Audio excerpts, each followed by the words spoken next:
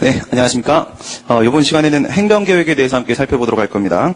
행정계획 펴주시고, 행정계획 의의 먼저 같이 보도록 하겠습니다. 그럼 이제 행정계획이다 하게 되면은, 이제 가장 기본적으로 그 법적 성질이 무엇인지가 문제가 되는데, 왜 그러하냐면, 행정계획이라는 이제 행정작용의 행위 형식을, 만들긴 하였지만, 이와 같은 행위 형식에 대응될 수 있는 이제 법적인 형식이 아직까지 마련되질 못했습니다.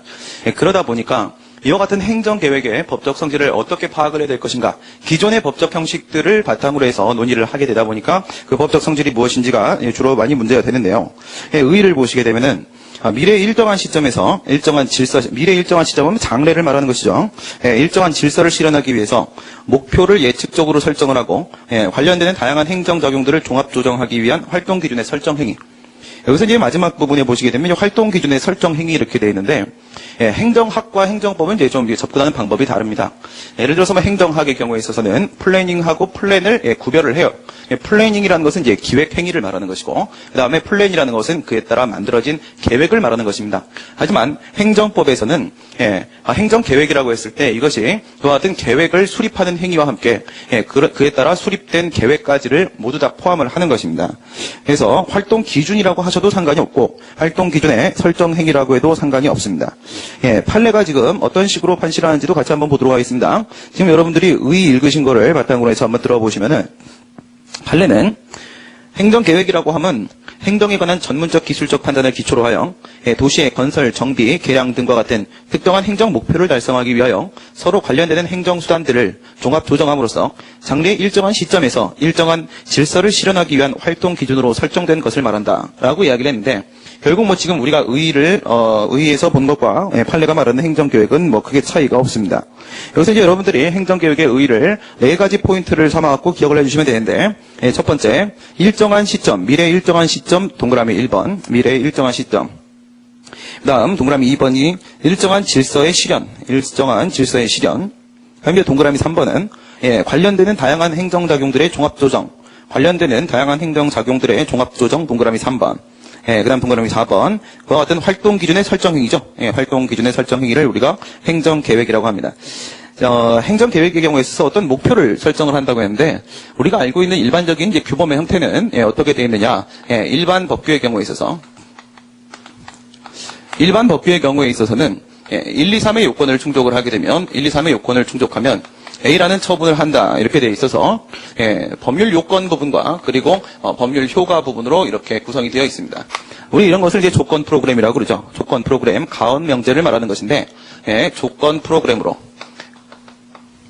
가언 명제의 형식으로 이렇게 구성이 되어 있다면 규범 구조를 말하는 겁니다. 규범 구조가 이렇게 되어 있다면, 규범 구조가 이렇게 되어 있다면 행정계획의 근거가 되는 이제 계획법규는 어떻게 생겼냐?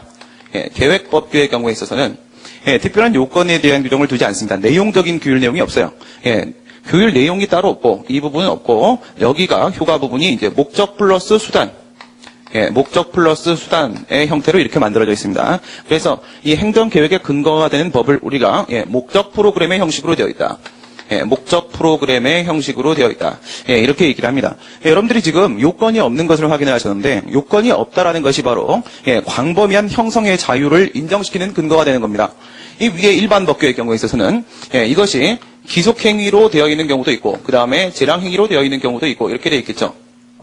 그런데 이 재량행위라고 했을 때 여기서 인정되는 일반 재량에서의 재량권 말하는 겁니다. 재량권. 이 재량권과 비교했을 때 행정계획의 경우에 있어서는 계획재량이라는 것이 인정이 되거든요. 계획재량이라는 것이 인정이 돼요. 근데 이 위에 있는 일반 재량에서의 재량권이라는 것은 이와 같은 요건이 인정이 될 때, 요건에 해당할 때 이 같은 법적 효과를 선택하는 것이 바로 재량권입니다. 어떠한 행위를 할 것인가 말 것인가, 그리고 만약 한다면 어떠한 행위를 할 것인가, 할 것인가 말 것인가에 대한 문제는 바로 결정재량을 말하는 것이고, 어떤 행위를 할 것인가에 대한 문제는 선택재량을 말하는 것이죠. 이와 비교했을 때 계획법규의 경우에 있어서 이 계획재량이라는 것은 요건이 따로 없기 때문에 사실은 이제 재량이라는 표현을 사용하지 않습니다. 재량이라는 표현을 사용하지 않고 형성의 자유라고요. 요건이 없다는 점에서 굉장히 광범위하고요. 광범위한 형성의 자유가 인정된다. 형성의 자유가 인정된다. 이렇게 얘기를 하거든요. 그래서 조금 이따가 우리가 법적 성질을 보시면서 일반 재량과 이제 계획 재량이 질적으로 차이가 나는 것인가, 또 이 같은 논의들을 하게 될 겁니다. 행정계획이라는 게 이제 손에 잘 안 잡힌다, 너무 추상적이지 않는가, 이런 생각들 하시는 분들도 많이 계세요. 그럼 여러분들이 쉽게 생각을 하세요. 어떻게 생각하시냐면, 우리가 이제 인생계획을 내놓는다, 또는 수험계획을 만든다라고 했을 때, 나는 이제 3년 뒤에 합격하겠다. 이거야. 3년 뒤에 합격을 하겠다. 이것이 바로 미래 일정한 시점에 일정한 질서를 실현하는 것이죠. 목표를 설정하는 거예요. 3년 뒤에 합격을 하기 위해서, 그러면, 첫 번째 연차에는 1차를 뭐 통과를 하겠다. 또는 첫 번째 연차에는 어떤 학원을 다니면서 어떤 교재를 보겠다. 어떤 수업을 듣겠다. 이런 것들이 바로 행정계획, 계획을 세우는 행위죠. 행정계획도 역시 뭐 크게 다르지는 않다는 겁니다. 너무 어렵게 여러분들이 받아들이실 필요는 없고요. 밑에 있는 이제 법적 성질을 한번 보시게 되면, 행정계획이, 과연 행정처분인지 아닌지가 문제가 된다. 행위 형식은 만들어져 있는데, 그런데 법적 형식이 따로 아직까지 마련이 되어 있지 않다고 했어요. 그래서 이와 같은 행정계획을 무엇으로 봐야 될 것인가? 그럼 이제 우리가 법적 성질이라고 하게 되면 가장 중심이 뭐죠? 바로 처분성 얘기하는 거죠. 일반적으로 행정계획 외에서도 법적 성질을 검토를 하게 되면, 법적 성질을 검토하면 첫 번째 당의 행위의 성질, 그 당의 행위의 성질이 무엇인가? 여기서 논의하는 것은 이제 이것이 가학상 특허냐, 가학상 허가냐, 아니면 뭐 단계적 행정 결정으로서 사전 결정이냐, 아니면 부관이냐, 뭐 이런 것들이 바로 당의 행위의 성질이죠. 그다음 이제 두 번째로 그렇다면 실정법상 개념으로서 행정처분성이 인정될 수 있겠는가, 이거죠. 첫 번째 당의 행위의 성질은 가학상 개념의 문제를 말하는 거죠. 그리고 두 번째 행정처분성, 이것은 행정소송법이나 행정심판법에 나와 있는 바로 그 처분이냐 아니냐, 이걸 말하는 겁니다. 그다음 이제 세 번째로 그것이 이제 처분이다라고 하게 되면 그 성질이 기속행위의 성질을 갖는 것인가, 재량행위의 성질을 갖는 것인가, 이런 식으로 논의를 하게 된단 말입니다. 행정계획 역시도 여기에 준해서 판단을 하시면 됩니다. 여기에 준해서 판단을 하게 되는데, 당연히 그 중심에는 행정처분성, 이것이 있는 것이고, 행정계획으로 오게 되면은, 이것이 행정계획인가, 그리고 행정계획 중에서 구속력을 미치는 구속적 계획인 것인가, 여기까지 파악을 하게 됩니다. 구속적 계획인 것인가. 그게 우리가 이제 행정계획이라고 하게 되면은, 구속적 계획과 그다음 비구속적 계획과 이렇게 두 가지로 나누게 됩니다. 물론 이걸 세 개로 나누시는 분들도 계세요. 구속적 계획과 반구속적 계획과 그리고 비구속적 계획과 이런 식으로 나누시는 분들도 계십니다. 이게 세 개로 나누시는 분들 같은 경우에는 구속적 계획은 그 자체로서 국민에 대한 구속력을 미치는 행정계획이다, 이렇게 보고요. 반구속적 계획이라는 것은요, 어떠한 이제 유도행정, 조성행정에 있어서 어떤 이제 질서를 실현하기 위한 정책적 측면으로서 유도행정계획을 말한다, 이렇게 얘기를 하세요. 그러니까 예를 들어서 뭐 세금을 뭐 감면을 해준다라거나 아니면 보조금을 지급을 한다거나 이런 계획을 말한다. 이걸 이제 반구속적 계획이라고 하고, 그다음에 이제 비구속적 계획이라고 하게 되면 이제 단순한 정보 제공적 의미를 가지고 있는 행정계획을 비구속적 계획이다. 이런 식으로 해서 구속적 계획, 반구속적 계획, 비구속적 계획 이런 식으로 구분하시는 분들도 계시지만, 이제 우리는 이제 판례 입장대로 가도록 하겠습니다. 판례 같은 경우에는 이분법적으로 접근을 합니다. 구속적 계획과 비구속적 계획 이렇게 두 개로 나눠요, 크게.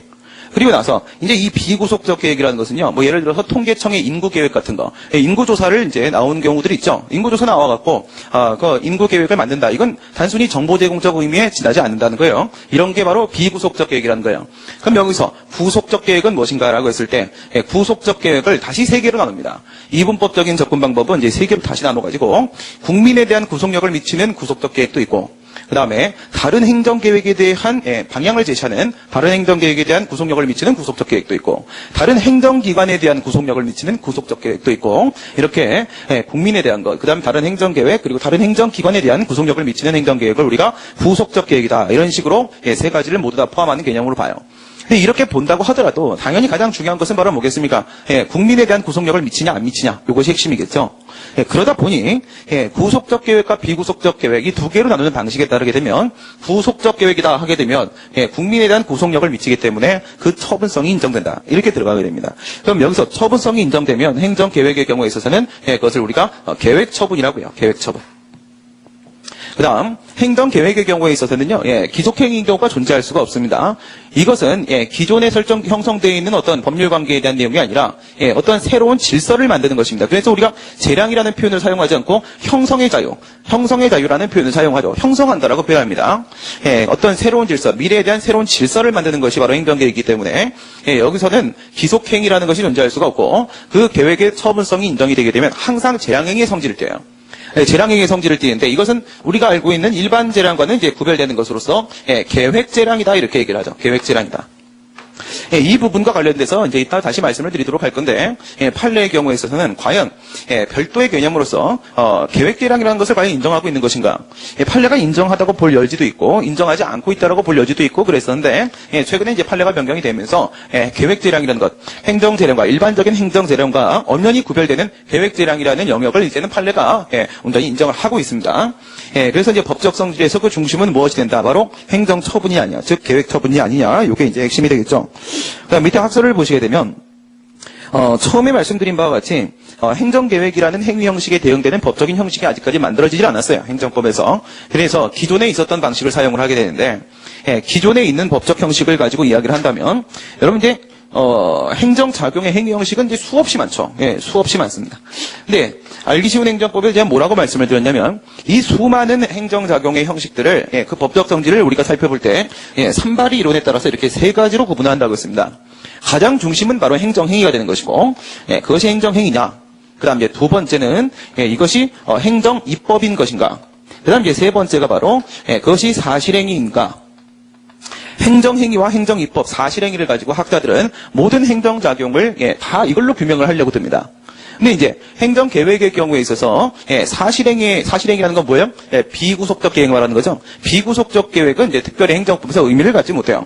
우리가 처음에 배우신 바와 같이 우리 행정법이라는 것은요, 권리부재 방법을 찾아보는 것이 그 중심이에요. 그렇죠? 그렇기 때문에 아무런 법적인 효과를 발생시키지 않는 사실행위는 큰 의미를 갖지 못합니다. 그래서 행정계획 역시도 구속적 계획을 바탕으로 얘기를 하는 거예요. 구속적 계획을 바탕으로 얘기를 하다 보니까 사실행위를 제외시키고 행정행위와 행정입법 두 개를 가지고 어떻게든 한번 설명을 해보려고 견해 대립들이 있습니다. 첫 번째 보시면 행정입법설. 이거는 이제 행정계획이라는 것은 이제 법규명령이다 이렇게 보는 겁니다. 행정입법행위다라고 보는 것이고, 행정행위설, 이 역시도 구속적 계획이라는 것은 국민에 대한 구속력을 미치기 때문에 개별적 구체적 규율이다 이렇게 봐서 행정행위로 보려고 하는 입장입니다. 그다음 이제 독자성설, 이름에서 딱 나오다시피 행정행위도 아니고 행정입법도 아니고 이제 독자적인 개념이다. 그래서 이물이다 이렇게 얘기를 해요. 독자적인 개념이다. 혼합행위설, 행정계획에 따라서 어떤 것들은 행정입법과 행정행위의 성질을 모두 다 갖고 있다 이거예요. 양성질을 모두 다 갖고 있다. 개별적 검토설, 이거는 이제 계획에 따라서 우리가 판단을 해야 된다라는 건데, 여기서 이제 다수월적 개념은 이제 개별적 검토설이에요. 개별적 검토설. 행정계획은 너무나 다양한 상황에서 만들어지기 때문에 이걸 행정행위라고 보기도, 행정입법이라고 보기도 힘들고, 행정입법으로 만들어지는 경우도 있습니다. 그리고 행정입법이 아닌 방법으로 결정고시 되는 경우들도 있고요. 그래서 개별적으로 검토하는 것이 맞다. 이렇게 보시는 게 맞겠고요. 그다음 이제 판례의 입장을 한번 보시게 되면, 이 판례의 경우에 있어서는 도시기본계획은 그 처분성이 부정되고, 그다음 도시관리계획은 그 처분성이 인정된다. 이런 식으로도 이제 설명을 합니다. 이게 실제 판례는 도시관리계획이라는 표현을 사용한 것이 아니라 도시계획이라는 표현을 사용했었어요. 구도시계획법에 따르게 되면 구도시계획법에 있는 도시계획은 지금 국토계획 및 이용에 관한 법률에 있는 도시관리계획과 같은 것입니다. 그래서 구도시계획법 당시의 판례의 도시계획은 지금의 도시관리계획이기 때문에 거기에는 이제 도시계획이라는 표현을 도시관리계획의 처분성을 인정시킨 것이다 이렇게 보고, 그다음 최근에 국토계획법이 다시 개정이 됨에 따라서 도시군관리계획이라고 말합니다. 도시군관리계획. 그러니까 표현이 조금씩 바뀌어 왔었습니다. 기존에는 이제 도시계획이라고 했던 것은, 도시계획은 도시 기본 계획을 말하는 것이 아니라 이것은 이제 도시 관리 계획을 말하는 것이었어요. 그래서 지금은 이게 얼마 전까지의 도시 관리 계획이고 이게 당시에는요 구도시계획법 당시에요. 구도시계획법 당시. 그다음에 이게 구국토계획법 당시입니다. 국토의 계획 및 이용에 관한 법률. 그다음에 지금은 이게 도시군관리계획으로 이렇게 바뀌었습니다. 도시군관리계획으로. 그래서 이거는요, 현행 국토의 계획 및 이용에 관한 법률, 현행 국토계획법상으로는 도시군관리계획이라고 합니다. 그래서 여러분들이 판례나 교과서에서 이 세 가지 중에 어느 표현을 쓴다고 하더라도 이거 도시관리계획 말하는 것이구나 이렇게 여러분들이 파악을 하시면 됩니다. 그래서 이것들 같은 경우에는 얘네들은 이제 처분성이 계획 처분이라고 보는 것이 이제 판례 입장이에요. 이제 판례 보시게 되면 도시관리계획의 경우에 있어서는 행정처분성을 인정을 하고 있으나 도시계획구역 안에서 토지 건물 소유자의 권리 행사를 제한을 하게 된다. 도시기본계획의 경우에 있어서는 그 행정처분성을 부정을 한다. 장래 도시개발의 일반적인 방향을 제시하고 국민에 대한 직접적 구속력은 인정이 되지 않기 때문에 그 처분성을 부정을 한다 이렇게 하고 있는데, 이제 관련된 판례는 수두룩합니다. 수두룩한데 대표적인 판례를 제가 여러분들한테 첫 번째 것과 두 번째 것 하나씩 여러분들한테 소개를 좀 해드리도록 하겠습니다. 먼저 도시관리계획의 처분성을 인정시킨 판례예요. 이 판례는 개발제한구역 얘기하는 거죠. 도시계획법 12조 소정에, 이게 이제 개발제한구역 얘기하는 건데, 12조 소정에 도시계획 결정이 고시가 되면은요, 이거 일반 처분이기 때문에 고시 공고의 방식으로서 효력을 발생을 시키게 되는 겁니다. 그럼 이제 구속력이 발생하는 거죠. 도시계획구역 안에 토지나 건물의 소유자, 토지 형질 변경, 건물의 신축, 개축 또는 증축 등 권리 행사가 일정한 행사의 제한을 받게 되고, 이러한 점으로 봤을 때 고시된 도시계획 결정은 특정 개인의 권리 내지 법률상 이익을 개별적이고 구체적으로 규제하는 효과를 가져오게 하는 행정청의 처분이라고 할 것이고, 이는 행정소송의 대상이 되는 것이라 할 것이다 라고 판시를 했습니다. 그러니까 이건 지금 이제 뭘 말하는 거냐면, 지금 이제 여러분들이 읽어본 판례가 뭘 얘기하는 것이냐, 구도시계획법 제 12조에 있는 거 얘기하는 건데, 지금으로 치게 되면 그린벨트, 그렇죠? 개발대항구역의 지정 및 관리에 관한 특별조치법 제 12조 1항에 있는 그 얘기를 하는 겁니다. 그린벨트가 묶이게 되면, 그린벨트 개발제한구역이 지정이 되게 되면, 건축물의 신축이나 또는 증축이나 또는 개축이나 또는 재축이나 또는 토지 형질 변경이나 뭐 그 외에 농지 전용 허가, 아니면 공작물을 쌓아두는 행위 등등의 모든 재산권 행사에 제한을 받게 됩니다. 그렇기 때문에 국민의 권리 유무에 대한 영향을 미쳤다. 국민에 대한 구속력이 인정이 된다 해서 처분성을 인정시키죠. 이런 걸 우리가 아까 나눈 걸로 비교하게 되면 뭐에 해당한다? 그렇죠? 구속적 계획에 해당하는 겁니다. 그럼 이제 여러분이 좀 정리가 될 거예요. 구속적 계획이라고 볼 수 있으면 그것은 이제 계획 처분이 되는 것이고, 이게 국민에 대한 구속력이 미치지 않는다. 구속적 계획이라고 볼 수가 없다. 그러면 이제 처분성이 부정된다. 이렇게 여러분들이 결론 내리시는 거죠. 결국 이제 구속력을 미치냐 안 미치냐 이걸 가지고 여러분들이 파악을 하시면 됩니다. 도시 기본 계획의 경우도 한번 같이 보도록 하겠습니다. 또 대표적인 판례 하나 보게 되면, 도시 기본 계획은 도시의 기본적인 공간 구조와 장기 발전 방향을 제시하는 종합 계획으로서 그 계획에는 토지 이용 계획, 환경 계획, 공원 녹지 계획 등 장래의 도시 개발의 일반적인 방향이 제시되지만 일반적인 방향만 제시된다 이거예요. 그 계획은 도시 계획 입안의 지침이 되는 것에 불과하고 일반 국민에 대한 직접적인 구속력은 없는 것이다. 그러니까 지금 여기서 얘기하는 건 뭘 말하는 거냐면, 도시 기본 계획이라는 것은 여러분들 이게 국토 종합 계획, 그죠? 국토 종합 발전 계획 이런 게 있고, 그리고 나서 이제 도시 기본 계획이라는 게 있고, 그리고 나서 이제 지금으로 치게 되면 이제 도시 군 관리 계획이라는 게 이렇게 있는데, 얘랑 이렇게 비교를 하게 되면요, 얘는 뭐야? 상위 계획이고 얘가 하위 계획이죠. 얘네 둘을 이렇게 비교를 하게 되면 얘는 상위 계획이고 얘는 이제 하위 계획이죠. 그렇게 되면은 이 첫 번째 종합계획이 도시 기본계획의 지침을 얘가 얘한테 기준이 되는 것이고, 그다음 얘가 얘한테 어떻게 되는 거예요? 그 기준을 제시하고 있는 거죠. 그렇다면 국민의 권리 유무에 대해서 가장 구체적인 비유를 하고 있는 건 뭐죠? 가장 구체적인 비유를 하고 있는 것은 바로 이걸 말하는 것이죠. 그래서 이 도시군관리계획은 처분이다. 이렇게 얘기를 하는 거예요. 처분이다 얘기하면서, 방금 전에 그 판례는 이제 도시기본계획 여기를 얘기하는 겁니다. 일반적인 방향을 제시하는 것뿐이고, 그다음 다른 도시계획의 기준을 제시하는 것뿐이다. 그래서 국민에 대한 직접적 구속력은 없다. 직접적 구속력은 얘가 갖는 거예요. 그죠? 그래서 얘는 처분이 아니다. 이렇게 보고, 얘가 처분이 아니면 얘는 뭐 당연히 처분이 아닌 것이죠. 얘는 처분이 아니다. 그래서 우리가 이제 주로 판례를 소개를 하게 되면 얘네 둘을 이렇게 비교를 합니다. 얘네 둘을 비교를 해서 도시 기본 계획의 처분성은 부정을 하였으나 도시 관리 계획, 도시 군 관리 계획의 처분성은 긍정을 하였다. 이게 이제 판례 입장이 되는 것이죠. 그러니까 이 앞에 있는 것들은 뭘 말하는 거예요? 여기 있는 것들은 이제 밑그림을 그리는 것에 지나지 않습니다. 이거에 의해서 이제 구체적인 뭐 나무도 건물도 이런 것들은 이제 그림을 그리게 되는 거죠. 자세한 그림은 이제 도시 관리 계획으로 그리게 되고요. 그다음 로마자 3번 보시게 되면 여기까지 이제 오시게 되면 처분성이 인정되냐 안 되냐죠? 그러면 행정계획이다라고 얘기했고, 그 다음에 처분성이 인정된다 안 된다까지 파악을 했어요. 그럼 이제 처분성이 인정되는 걸 우리가 계획처분이라고 하고, 과연 기속행위라는 것은 존재하지 않는데 그 재량행위라는 것을 우리가 알고 있는 일반적인 행정재량과 과연 구별되는 것으로 보아야 될 것인가? 이 같은 문제가 계획재량 그 로마자 3번에 있는 내용입니다. 로마서 3번에 보시게 되면 문제점에서 계획행정청의 광범위한 형성의 자유가 인정되는데 과연 이와 같은 광범위한 형성의 자유라는 것이 일반 재량과 구별되는 것인가 문제가 된다. 의의를 보시게 되면 계획행정청이 계획을 수립하는 행정청을 우리가 계획행정청이라고 해요. 근데 이제 광의 계획행정청은 행정계획과 관련된 행정청을 다 계획행정청이라고 부르는데, 그런데 이걸 이제 나눠서 구별할 때도 있습니다. 뭐 예를 들어 가지고 한국전력공사가 어떤 사업 계획을 만들었습니다. 사업계획을 행정계획 용도로 만드는 사업계획이요. 근데 그 사업계획에 대해서 관할행정청이 만약 그것을 승인을 해주게 되면 이 행정계획이 그 승인을 통해서 확정돼 버리는 것이거든요. 이럴 때는 또 그 행정청을 우리가 계획확정청이라고도 합니다. 계획확정청.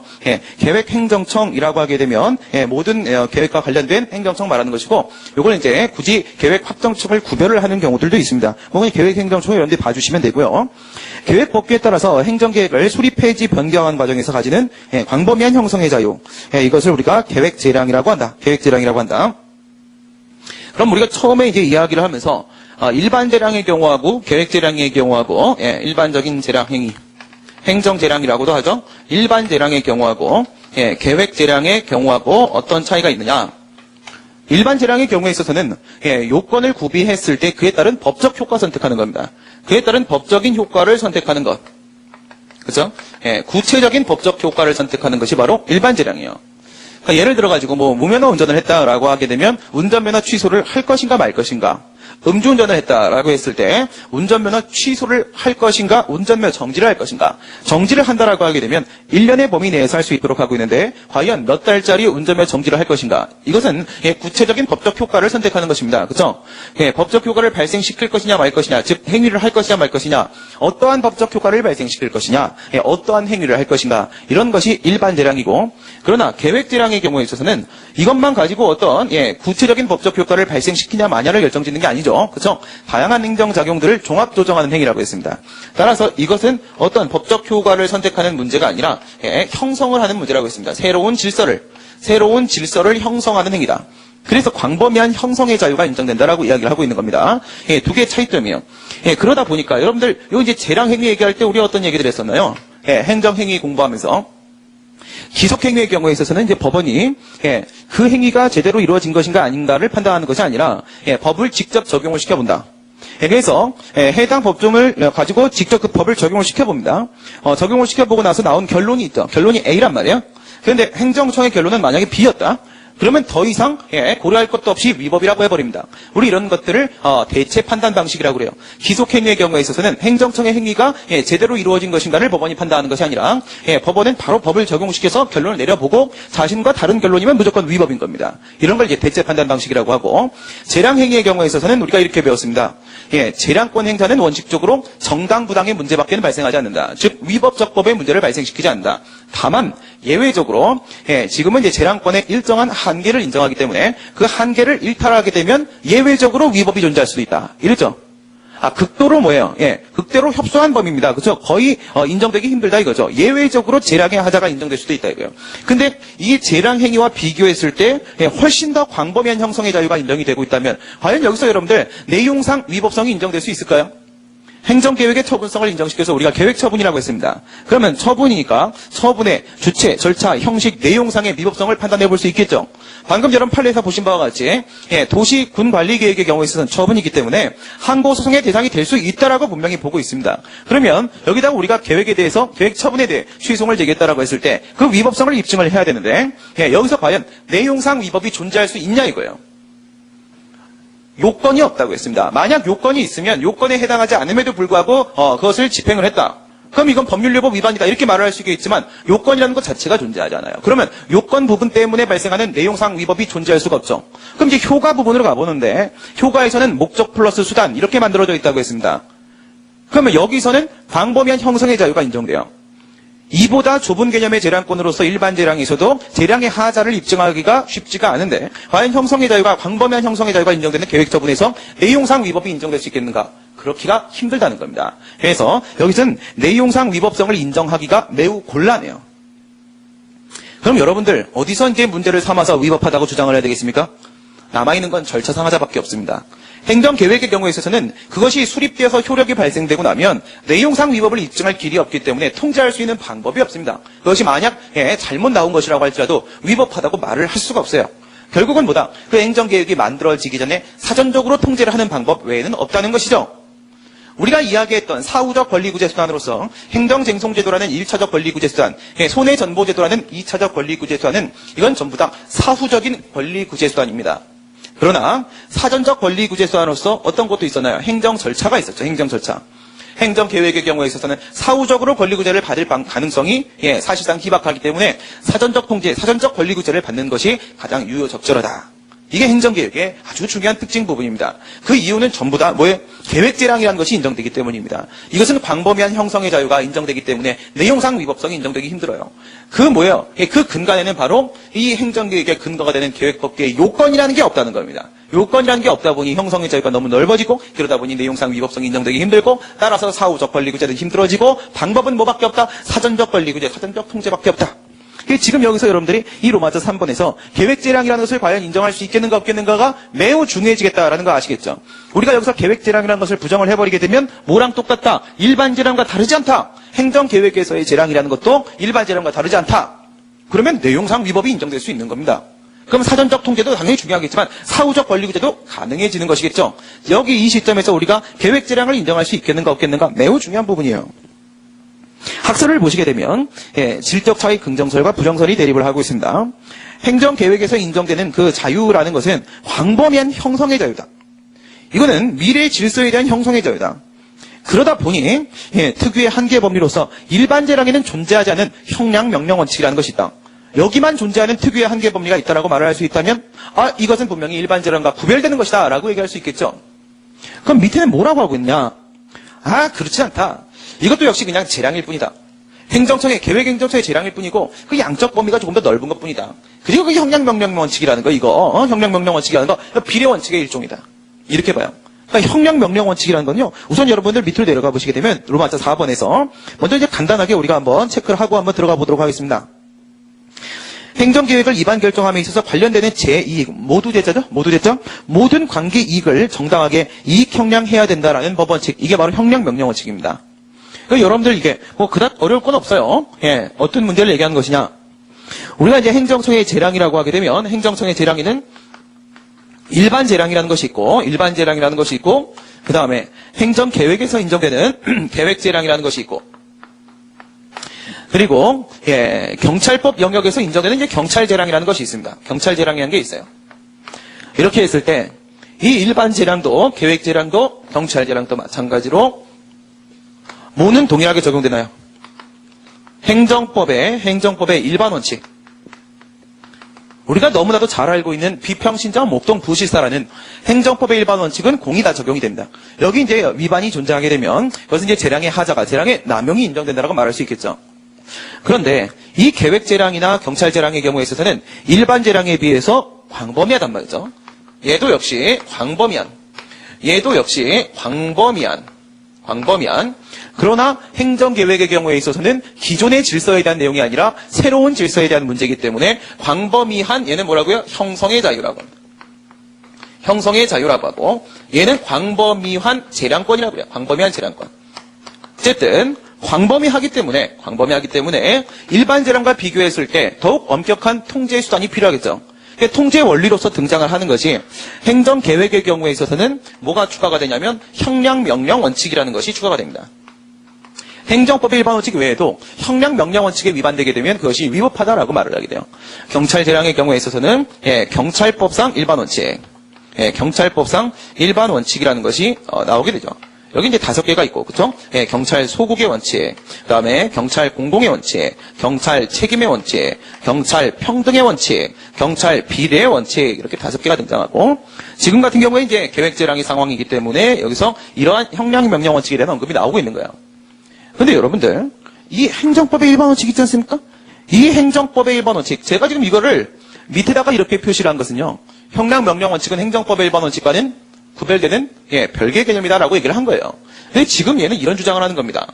비평신자 목동부실사에서 가장 엄격한 통제 원칙이 뭐예요? 이 빨간색이 뭘까요? 나머지 것 다 평신자 목동부실사에 위반이 없다고 하더라도 최종적으로 보충적으로 우리가 검토를 하는 것이 바로 비례원칙입니다. 비례원칙. 그렇죠? 나머지 거에 위반이 아무것도 없다고 할지라도 결국 비례원칙에 위반되게 되면은 그것은 이제 위법한 것이 되어버리겠죠. 그러니까 지금 이 형량명령 원칙이라는 것을 방금 제 질적 타입 부정설은 비례원칙의 일종이다. 비례원칙의 일종이다. 이렇게 보는 거예요. 여기서도 이제 여러분들 잘 안 받아들여지신다면 이런 식으로 한번 접근을 해보도록 하겠습니다. 여러분, 비례원칙은 어떤 내용들이 들어가 있습니까? 비례원칙은 3단계로 단계적 구조를 이루고 있죠. 적, 필, 상, 그죠? 수단의 적합성, 그죠? 그 다음에, 최소 침해 원칙, 필요성 원칙, 그 다음에 상당성 원칙, 이거는 법익의 균형성 원칙. 이렇게 얘기하죠. 적합한 수단이어야 하며, 그 적합한 수단이 복수로 존재하는 경우에는 그 중에서 가장, 최소 침해를 주는 수단을 선택해야 되고, 최소 침해를 주는 수단이라고 할지라도 항상 비례 원칙에 부합하는 것은 아니며, 그로 인해 침해되는 사익과 형량을 해서, 침해되는 사익을 정당화할 정도가 아니면, 즉, 법익 균형성이 인정이 되지 못하면, 결국은 비례 원칙에 위반된다. 이게 이제 협의의 비례 원칙입니다. 얘가 이제 협의의 비례 원칙인데, 우리가 이제 협의의 비례 원칙 이야기를 할 때, 이것은 이제 공익과 사익을 형량하는 것이다. 이렇게 얘기를 해요. 형량 명령 원칙은 여러분 거기 보시면 뭐라고 되어 있습니까? 공익 상호 간의 형량, 사익 상호 간의 형량, 공사익 상호 간의 형량. 그렇죠? 모든 관계되는 이익을 전부 다 형량한다는 겁니다. 그래서 이 부분에 해당한다라고 보시는 거예요. 지금 질적 차이 부정서를 주장하시는 분들은 여기에 있다. 이게 형량 명령 원칙이다. 얘가 바로 형량 명령 원칙이다. 그러니 이 형량 명령 원칙은 결국 비례 원칙의 일종 아닌가? 얘 같은 경우에는 공익과 공익을, 그리고 얘 같은 경우에는 공익과 사익을, 그리고 얘는 사익과 사익을, 모든 관계되는 제 이익을 형량하는 것이다. 이것은 그 무엇보다도 강화된 협의의 비례 원칙이다. 이런 식으로 보시는 거예요. 그러면 이 형량 명령 원칙은 결국 비례 원칙의 일종이고, 그럼 이 형량 명령 원칙은 결국 행정법의 일반 원칙의 일종이고, 그러면 이런 식으로 봐버리게 되면 형량 명령 원칙은 여기에 있는 것이 아니라 이 안에 형량 명령 원칙이 들어가 있는 겁니다. 이 안에 형량 명령 원칙이 이렇게 들어가 있는 거예요. 그러면 일반 재량과 계획 재량이 아무런 차이가 없어지게 됩니다. 그렇죠? 이래 주장을 하는 겁니다. 결정적인 차이점이 바로 형량 명령 원칙이라는 것을 특유의 한계 법리로 볼 것인가, 아니면 행정법의 일반 원칙의 일내용으로 볼 것인가, 즉 비례 원칙을 얘기하는 것이죠. 이런 부분에서 이제 견해 대립이 발생을 하고 있고요. 그다음 판례를 보시게 되면 행정주체는 행정계획을 위반 결정하는 데에는 광범위한 계획재량을 가진다. 이렇게 해서 계획재량이라는 것을 이제 인정을 하고 있습니다. 계획재량이라는 인정을 하고 있는데, 예전에 이제 문제가 됐던 게 어떤 상황이었었냐면, 종래에는 계획재량이라는 표현을 쓰긴 쓰면서도 판례가 계획재량이라는 표현을 쓰긴 썼습니다. 마치 계획재량이라는 걸 인정하고 있는 것처럼 보였어요. 그런데 이제 이 형량 명령 원칙에 위반되었을 때를 판례가 뭐라고 하냐? 행정 주체가 행정 계획을 위반 결정하는 데에는 비록 광범위한 계획 재량을 갖고는 있지만, 계획 재량이라는 표현을 분명히 쓰고 있죠. 행정 계획에 관련되는 자들의 이익을 공익과 사익 사이에는 물론 공익 상호간, 사익 상호간에도 정당하게 비교 교량하여야 하고, 계획 재량의 정의도 형량 명령 원칙의 정의도 우리랑 동일하게 보고 있습니다. 그 비교 교량은 비례 원칙에 적합하도록 하여야 하는 것이므로, 결국은 이 비례 원칙, 이익 형량에 대한 문제니까 결국은 비례 원칙이다라고 얘기를 해버리죠. 비례 원칙에 적합하도록 해야 되는 것이므로, 만약 이익 형량을 전혀 하지 아니하였거나 이익 형량의 고려 대상에 포함되어야 될 중요한 사항을 누락한 경우에는 이익 형량을 하기는 하였으나 그것이 비례 원칙에 어긋나게 된 경우에는, 행정계획은 형량의 하자가 인정된다라고 말을 하지 않아요. 형량 명령 원칙을 비례 원칙과 구별되는 별개의 개념으로 보게 되면 형량 명령 원칙에 위반되었을 때는 형량의 하자가 인정된다, 이렇게 말을 해야 되는 건데, 그렇게 말을 하지 않고 뭐라고 하냐면, 그 행정계획은 비례 원칙에 위반되는 경우에 그 행정계획은 재량권을 일탈 남용한 위법한 처분이다. 재량권을 일탈 남용한 위법한 처분이다라고 하면서 여기서의 비례 원칙이라는 것은 이런 것이다라고 쭉 설명을 합니다. 뭐라고 했나요 지금? 판례가 형량 명령 원칙에 대한 이야기를 꺼내면서 계속적으로 비례 원칙과 연결을 짓고 있어요. 그러면서 형량의 하자라고 말을 하지 않고 재량권의 일탈 남용, 즉 재량의 하자라고 얘기하고 있습니다. 재량권의 일탈 남용이라고 말을 하고 있어요. 그러니까 과거에는 계획 재량을 인정하는 것처럼 보였지만 이 형량 명령 원칙을 별개의 어떤 특유의 한계 법리로 인정을 하고 있지 않는 판례 입장은 계획 재량의 질적 차이를 인정하지 않는 것 아니겠는가, 이런 논란이 있었습니다. 그런데 지금은 그렇지가 않아요. 여러분 거기 우리 교과서의 로마자 4번 보시게 되면, 4번 보시게 되면 형량의 하자에 관한 판례가 있죠. 형량의 하자에 관한 판례가, 행정주체가 행정계획을 위반 결정함에 있어서 이익 형량을 전혀 하지 않거나, 방금 읽었던 판례랑 내용은 전혀 다르지 않아요. 이익 형량을 고려해야 될 대상을 마땅히 포함시켜야 될 대상을 누락했을 때 이익 형량을 했으나 정당성과 객관성이 결여된 경우에는 행정계획 결정은 비례 원칙이라는 표현이 있습니까? 한마디도 나오지 않죠. 재량권의 일탈 남용이라고 하고 있습니까? 그렇지 않죠. 형량의 하자가 있어서 위법하다라고 얘기합니다. 그래서 드디어 판례가 뭐라고 한 거야? 드디어 판례가 형량 명령 원칙을 행정법의 일반 원칙과는 구별되는 것으로 인정하고 계획재량에만 존재하는 특유의 한계 법리로 인정을 해준 것입니다. 그래서 이제는 판례 역시도 질적 차이, 긍정설의 입장을 취하고 있는 것이 분명해진 것이죠. 검토 보도록 하겠습니다. 검토. 물론 이제 재량권이 인정된다라고 하더라도 가장 중요한 건 뭐야? 동그라미 1번 옆에다가 규범 구조라고 써놓으세요. 규범 구조. 즉 일반 법규와 계획 법규의 규범 구조를 비교해 봤을 때 계획 법규에는 요건이 없다는 겁니다. 요건이 없기 때문에 오직 목적과 수단이라는 목적 프로그램을 만들어져 있습니다. 그러다 보니 뭐라는 거예요? 어떤 기존의 질서에 대한 내용을 규율하는 것이 아니라 이거는 장래 새로운 질서에 대한 내용인 것이다. 엄연히 차이가 있다. 규범 구조에서부터 차이가 있고 그 다음 기왕의 구체적 생활관계에 대한 문제냐 새로운 질서에 대한 문제냐. 오타가 결정적이네요. 동그라미 1번에서 일반 재량 쪽이 조건 프로그램이죠. 예, 계획 재량 쪽이 바로 목적 프로그램입니다. 거의 목적 지우시고 조건으로, 조건 지우시고 목적으로. 야, 결정적인 차이가. 예. 이게 저자의 잘못이냐 편집 과정의 문제냐는 뭐 잘 모르겠습니다만 놀라지 않을 수가 없습니다. 그다음 일반 재량은 사후적인 내용상 통제가 중심이 된다. 여러분 일반 재량의 경우에 있어서는요. 재량의 하자가 인정될 수 있죠. 그래서 뭐 예를 들어 6개월의 범위 내에서 영업정지를 할 수 있다. 식품위생법 75조 1항 이렇게 돼 있으면은 7개월 영업정지를 하게 되면 이거는 재량의 일탈이 인정되고 그 다음에 6개월 영업정지를 만약에 했다라고 했는데 적정선이 5개월이다라고 하게 되면 재량의 비례원칙 위반에 따른 남용이 인정되고 이와 같이 일반 재량의 경우에 있어서는요 사후적 통제 방법으로서 내용상 하자를 충분히 입증할 수가 있어요. 그러나 계획 재량의 경우에 있어서는 뭐가 중심이다? 사전적 통제가 중심이다. 내용상 위법을 입증하는 것이 사실상 곤란하다고 보시면 돼요. 불가능하다고 보시면 됩니다. 다음 형량 명령 원칙은 계획 재량에서만 인정되는 특유의 한계 법리다. 특유의 한계 법리. 우리가 이제 방금 전에 보신 바와 같이 특유의 한계 법리라고 보게 되면 판례도 형량의 하자다 이렇게 얘기를 하는 겁니다. 그래서 이제 결국 우리가 계획 재량이라는 것을 인정을 하게 될 거예요. 계획 재량이라는 것을 우리가 인정을 합니다. 관련되는 이제 판례를 여러분들한테 한번 읽어드릴 테니까 지금 여기서 판례에서 우리가 찾아야 될 메시지는 3개예요. 지금부터 말씀드리는 판례에는 의의가 있고요. 행정개혁의 의의, 그 다음에 계획재량을 인정을 한 부분이 있고, 그 다음 세 번째, 형량의 하자를 인정하는 내용으로 이렇게 쭉 연결이 될 겁니다.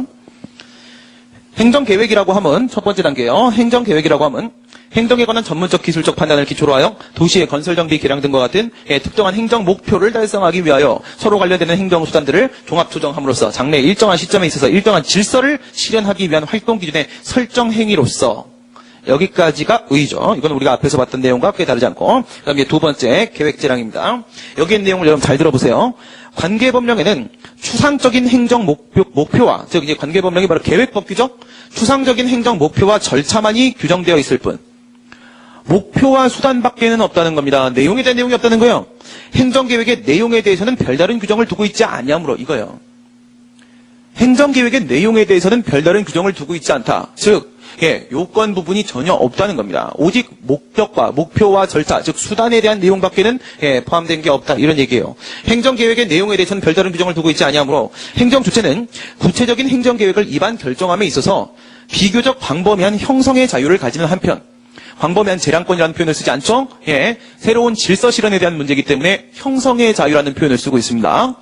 요건이 없기 때문에 뭐라고요? 계획 재량이 인정된다라고 분명히 얘기했습니다. 그죠? 그 다음 이제 마지막 부분에서 형량의 하자에 대한 내용을 얘기하게 될 텐데 행정 주체가 가지는 이와 같은 형성의 자유는 무제한적인 것이 아니다. 이건 여러분 뭘 말하는 거죠? 재량행위에서 무하자 재량인사 의무가 인정되듯 여기도 일종의 재량행위이기 때문에 무하자 재량인사 의무, 무제한적 자유를 의미하는 것은 아니다. 아무리 광범위한 형성의 자유라고 할지라도 무제한적 자유를 의미하는 것은 아니다라고 분명히 하고 있습니다. 이게 만약 무제한적 자유다라고 하게 되면 형량 명령 원칙이라는 것을 여기다가 개입시킬 수가 없어요. 무제한적 자유인데 형량 명령 원칙에 따른 이 특유의 한계 법리에 따른 어떤 제한을 둘 수가 없는 것 아니겠습니까? 무제한이라고 했으니까. 무제한적 자유가 아니다라고 했으니까 형량 명령 원칙이라는 것이 적용된다 이런 지금 얘기를 하고 있는 거예요. 무제한적인 자유를 의미하는 것이 아니라 행정계획과 관련되는 자들의 이익을 공익과 사익 사이에서는 물론 공익 상호 간에 사익 상호 간에도 정당하게 비교 교량해야 한다는 제한이 있기 때문에 이거 여러분 교과서에 보세요. 행정계획을 입안 결정함에 있어서 관련되는 제2익의 정당한 이익 형량을 해야 된다. 공익상호간, 공익사익상호간, 사익상호간. 그죠? 이건 지금 형량 명령 원칙의 정의를 말하고 있는 겁니다. 그죠? 정의를 말하고 있는 거예요. 예, 이와 같은 비교 교량의 제한이 있기 때문에 형량 명령 원칙이 적용된다는 것이죠. 형량 명령 원칙 적용된다는 말을 하기 전에 무제한적 자유가 아니다라는 말을 할 수밖에 없었던 것이고요. 그죠? 무제한적 자유면 형량 명령 원칙이 적용되지 않을 테니까. 행정 주체가 행정 계획을 위반 결정함에 있어서 이익 형량을 전혀 행하지 아니하거나, 여러분 교과서로 비교해 보세요. 형량의 하자 4번 있는데 보시게 되면 형량을 전혀 행하지 않거나, 이게 바로 뭐예요? 형량의 해태. 그죠? 전혀 형량을 하지 않은 경우를 말하는 겁니다. 형량의 해태가 존재하거나, 이익 형량의 고려 대상에 마땅히 포함되어야 될 사항을 누락시킨 경우. 이게 바로 뭐예요? 예, 4번의 형량의 하자 중에서 양가로 3번의 형량의 흠결이죠. 그죠? 관계 이익을 누락시킨 경우입니다. 형량의 흠결. 그리고, 이익 형량을 하였으나 정당성과 객관성이 결여된 경우에는 정당성과 객관성이 결여된 형량을 했다는 것이죠. 이게 바로 양가로 4번의 오형량입니다. 판례 역시도 형량의 해태와 형량의 흠결, 오형량의 순서로 그 형량의 하자를 파악하고 있습니다. 예, 이러한 경우에는 행정계획 결정은 형량의 하자가 있어서 위법하게 된다. 예, 엄연히 형량 명령 원칙을 특유의 한계 법리로 인정을 하면서 예, 형량의 하자에 따른 위법성을 인정을 시키고 있는 겁니다. 그럼 이걸 바탕으로 해서 지금 이 부분을 보신 거고요. 이걸 바탕으로 해서 우리가 형량 명령 원칙으로 한번 들어가 보겠습니다. 예, 로마자 4번에 있는 형량 명령 원칙입니다. 예, 이와 같은 형량 명령 원칙에 대한 내용이 여러분들 어디 법에 정해져 있을까요? 법에 정해져 있는 내용은 전혀 없습니다. 이건 개별법에도 마찬가지고 일반법에도 마찬가지입니다. 여러분 이제 오른쪽 페이지에 보시게 되면요. 로마서 5번 쪽입니다. 로마서 5번에 보시게 되면 법적 근거. 1996년도에 행정절차법이 만들어집니다. 그런데 한번 1987년도에 행정절차법이 제정될 뻔하다가 제정되지 못한 적이 있었어요. 불발로 끝난 적이 있었는데 이 1987년도에 행정절차법 이 당시의 입법안에는 행정계획에 대한 절차가 포함되어 있었습니다. 그런데 이제 1996년도에 행정절차법이 만들어질 때는 행정계획과 관련된 내용이 모두 삭제가 되어버렸어요. 그러니까 행정계획의 절차에 관한 일반법은 전혀 없고요. 행정계획에 관한 문제들은 전부 다 개별법에서 규율을 하고 있습니다. 그러면 개별법에 형량 명령 원칙에 대한 내용이 포함이 되어 있을까? 거기도 형량 명령 원칙에 대한 내용은 전혀 없습니다. 그러나 방금 보신 바와 같이 학설이나 판례는 형량 명령 원칙이라는 것을 인정을 하고 있습니다. 정리하면 법률에서 정해놓은 내용이 아니라 형량 명령 원칙은 학설과 판례에 의해서 인정되는 내용이다. 아시겠죠? 예, 그다음 형량 명령 원칙. 형량 명령 원칙이라는 계획질량의 특유한 한계 법리를 말하는 것으로서 무제한적 자유가 아니기 때문에 인정되는 것이죠. 이건 우리가 아까 판례에서도 봤었습니다. 예, 그 다음, 의 보시게 되면, 의는 형량 명령 원칙의 의, 우리가 아까 봤던 대로, 공익사익, 사익 사이에서 형량을 말하는 것이다. 근데 이제 그 다음에 형량 명령 원칙에서 형량을 하라고 했을 때 그 형량의 내용하고, 그리고 이제 형량 명령 원칙에 위반돼서 인정되는 형량의 하자, 이 내용을 여러분들이 연결시키는 게 중요합니다. 연결시키는 게 중요한데, 제가 이제부터 말씀드리는 걸 여러분들 잘 따라와 보세요. 이 부분 되게들 많이 이해하기 힘들어 하시는데, 힘들어할 필요가 없습니다. 교수님 논문에 보시게 되면 이제 행정계획에 대한 부분도 이제 저도 처음에 이제 잘 이해가 안 돼가지고 행정계획과 관련된 논문은 뭐 죄다 다 뒤져가지고 봤습니다. 이해가 안 돼가지고 이게 무슨 상황인지 그래가지고 다 뒤져봤는데 다 뒤져보고 나니까 깔끔하더라고요. 아 이거였구나. 그래서 여러분들 이제 어떻게 보시냐면 우선은 형량 명령 원칙에서 그죠?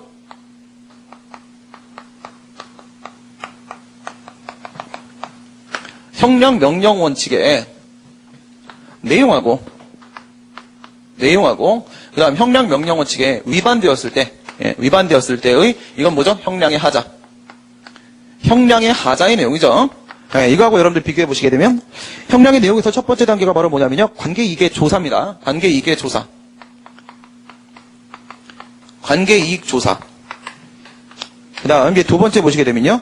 관계이익의 중요도 평가입니다. 그죠? 관계이익의 평가. 관계이익을 전부 다 조사를 했어요. 조사를 하고 나서, A부터 Z까지 나왔다. 그러면, 그 중에서 반드시 형량을 해봐야 되는 중요한 관계이익들을 골라내요. 골라내서 A, B, C, D, E, F 이렇게 5개를 골라냈습니다. 그 다음, 세 번째는, 이익 형량이죠. 그죠? 관계이익의 형량입니다. 관계이익의 형량이에요. 여기서 관계이익의 조사를 여러분들 안 하게 되면 어떻게 돼요? 형량의 대상이 되는 이익이 없죠. 그러면 이거를 조사를 안 하게 되면은 형량의 대상이 되는 이익 자체가 없기 때문에 여기서 바로 형량의 혜택가 발생하게 되는 겁니다. 형량의 혜택. 그 다음, 형량을 해야 되는 중요한 관계 이익들을 이제, 걸러내야 되겠죠. 평가를 해야 됩니다. 여기서 걸러내는 과정에서 잘못 걸러내게 되면, 평가를 잘못하게 되면, 반드시 고려해야 될 관계 이익이 누락될 수도 있는 겁니다. 그래서 여기서 만약에 위반이 발생을 하게 되면, 이걸 우리가, 형량의 흠결이라고 합니다. 형량의 흠결. 그 다음, 관계 이익도 조사를 했고, 중요한 관계 이익도 제대로 찾아냈습니다. 평가도 했어요. 그런데 형량을 잘못했습니다. 객관적 정당성이 결여된 잘못된 형량을 한 거예요. 그럼 여기서 관계 이익의 형량을 잘못하게 되면 우리 이런 것을 오형량이라고 합니다. 오형량. 그럼 형량 명령어칙의 내용하고 그에 대응되는 형량의 하자, 형량 명령어칙의 위반 사유가 그대로 1대1로 연결이 될 수가 있겠죠, 여러분들. 그렇죠? 이런 식으로 연결이 되는 거예요. 그러면 그 다음에 이런 내용을 한번 보도록 하겠습니다. 첫 번째, 계획법규가 목적 프로그램의 형식으로 되어 있다. 그래서 무엇이다? 계획행정청의 광범위한 형성의 자유가 인정된다. 광범위한 형성의 자유가 인정이 된다 이거예요. 그렇죠? 계획법규가 목적 프로그램으로 만들어져 있기 때문에 광범위한 형성의 자유가 인정된다. 그 다음에 내용에 관한 규정이 없다. 계획법규에는 내용이라는 것은 바로 요건이 없다고 했죠? 내용에 관한 규정이 없다. 여러분, 법은 뭘 말하는 건가요? 요건 부분을 말하는 겁니까? 효과 부분을 말하는 겁니까? 만약 그것이 기속행위라고 하게 되면요, 요건에 해당하면 효과는 아무 의미가 없죠. 우리가 이제 판단 여지에서도 배우는 것처럼, 법원의 전속적 판단 영역, 판단 권한이 인정되는 곳이다라는 것은 바로 요건을 말하는 것이죠. 그런데, 행정계획의 근거가 되는 계획법규에는 요건이 없습니다. 요건이 없어요. 그러면, 요건이 없으면 어떻게 돼요? 법원의 개입이, 행정계획의 정당성 여부에 대한 법원의 개입이 곤란하게 됩니다. 제한을 받게 돼요. 그죠? 그러면 세 번째, 결국 그래서 중요한 것이 무엇이다? 법원의 내용적 통제가 곤란해지기 때문에 사전적 절차 통제가, 사전적인 절차 통제가 매우 중요하게 됩니다. 사전적인 절차 통제가 매우 중요하게 되는데 여기서 이 절차 통제의 핵심이 바로 뭐냐면 주민들의 의견을 수렴하고 관계기관과 협의를 하고 공청회를 실시를 하고 기초조사를 실시하고 기초조사 실시한 결과를 공공공람시켜주고 다시 또 주민들의 의견들을 듣고 이건 바로 뭘 하는 거냐면 그 핵심은 주민의 의견을 수렴하는 것이고 결국 이거의 핵심이 바로 관계 이익을 조사하고 평가하고 형량하고 하는 것이 바로 절차 통제입니다. 사전적 절차 통제. 다 연결이 되는 거죠, 지금. 여러분, 그럼 잘 보세요. 요건이 없이 목적 프로그램만 돼 있다. 그래서 계획행정청에게 광범위한 형성의 자유가 인정된다. 이것 때문에서도 법원의 개입이 곤란한 부분이 생기는데 요건이 없다라는 이 부분 때문에 법원의 개입은 사실상 힘들어지고요. 결국 잘못 만들어진 행정계획으로부터 국민의 권리구제를 도모하기 위해서 방법은 사전적 권리구제로서 행정 절차 이것만이 가능하게 되고 이 절차 통제한다는 것은 바로 관계 이익들을 이 행정계획이 나왔을 때 그에 따른 관계 이익들을 엄청난 영향력을 미칠 거 아니겠습니까? 이 관계 이익들을 조사, 평가, 형량하는 것 이게 바로 절차 통제다 이거예요. 그 내용이 여기에 있는 겁니다. 그 내용이. 형량 명령어칙의 내용. 그래서 여기에 이렇게 위반되면 형량의 하자가 이렇게 인정되는 겁니다. 지금 다 그때로 연결이 되어 있죠, 여러분들. 그러면 말입니다. 그럼 잘 보세요. 이 구도 여러분들 잘 기억을 하신 상태에서 행정계획을 우리가 어떤 식으로 통제를 들어가는지. 그러니까 교수님들이 문제를 내실 때도, 그죠? 출제위원이 문제를 낼 때 왜 그렇게 내는지를 여러분들이 이해를 하셔야지 적절하게 접근을 할 수가 있단 말이에요. 지금부터 제가 보여드리는 걸 잘 보세요. 이거 여러분 다 쓰셨죠? 쓰신 상태에서 행정계획이 위반결정 고시가 됐습니다. 근데 A라는 행정계획이 B라는 행정계획으로 바뀐 거예요, 지금. 여러분, A라는 계획이 B라는 계획으로 이렇게 바뀌었습니다. 근데 갑이라는 친구한테는 이 A라는 계획이 수익적이었었어요. 갑이라는 친구한테는 이 B라는 계획이 침익적입니다. 지금 뭘 들어가려고 하는 거예요? 여러분, 사후적 통제 들어가려고 하는 겁니다. 그렇죠? 사후적 통제 들어가려고 하는 거예요. 이미 침익적인 계획이 나왔습니다. 여기에 대해서 불복하는 방법은 두 개가 있을 거예요. 여기다가 바로 직접 취소송을 제기하는 방법이 하나가 있겠죠. 또 하나의 방법은 뭐가 있냐면 이거를 앞으로 다시 재변경해달라. 그러니까 B계획을 폐지해달라는 거죠. 이 비계획을 폐지해달라고 신청을 해요. 재변경. 재변경을 해달라고 이렇게 신청을 한 다음에 이 신청에 대해서 거부가 나오게 되면은 이 거부에 대해서 거부 처분 취소 소송을 제기하는 방법이 하나가 있겠죠. 이 두 가지 방법을 우리가 떠올려 볼 수가 있습니다. 그런데 주로는 이 방법은 사용하지 않아요. 이 방법은 왜 사용하지 않느냐? 행정계획이 나올 때 우리가 행정계획이 나왔다는 거 알아요? 우리 집에 과세처분, 납세 통지서가 집에 오니까 나 세금 내라는구나 라는 걸 알고 이거 세금 낼 게 아닌데 빨리 다퉈야겠다. 과세처분이 있다는 걸 알아야 다투죠. 행정계획이 있다는 걸 아냐 이거예요. 내가 여기서 상가 건물을 지으려고 하는데 말이에요. 이런 경우 생각해 보세요, 여러분들. 이게 뭐 전용 주거지역으로 바뀐 겁니다. 준주거지역이 전용 주거지역으로 바뀌었어요. 그럼 이런 경우라고 하게 되면 준주거지역 상황에서 내가 상가 건물을 지을 수가 있어요. 근데 전용 주거지역에서는 내가 상가 건물을 지을 수가 없어요. 모른다는 거예요. 언제 알게 돼? 건물을 지으려고 건축허가 신청을 하는데 저쪽에서 거부가 나와보면 이제 그때 알게 되는 거예요. 왜 거부하시는데요? 내 땅에다 내가 건물 짓겠다는데 여기 전용주거지역으로 행정계획이 나와 있습니다. 여긴 전용주거지역으로 결정되어 있습니다. 그렇게 지정되어 있어요? 아닌데 여기 전용주거지역이 할 지역이 아닌데 라고 생각할 때는 이미 뭐다? 제소기간 도과된 거예요. 그죠? 행정계획에 근거한 구체적인 처분을 받아야 비로소 그러한 행정계획이 나왔다는 걸 알아요. 그래서 이게 항상 문제가 뭐냐면 제소기간을 도과해버려요. 좋습니다. 뭐 어쨌든 좋습니다. 그래서 두 가지 상황을 우리가 한번 가지고 보겠습니다. 거부처분 취소의 경우하고 그 다음에 직접 취소의 경우하고 이렇게 두 개를 여러분들이 생각을 해보시면 우선 소송재판에서는 이 소송은 적법한 것으로 우선 받아주겠습니까? 이게 위법하다고 지금 주장을 하는 거잖아요. 비계획이 위법하다고.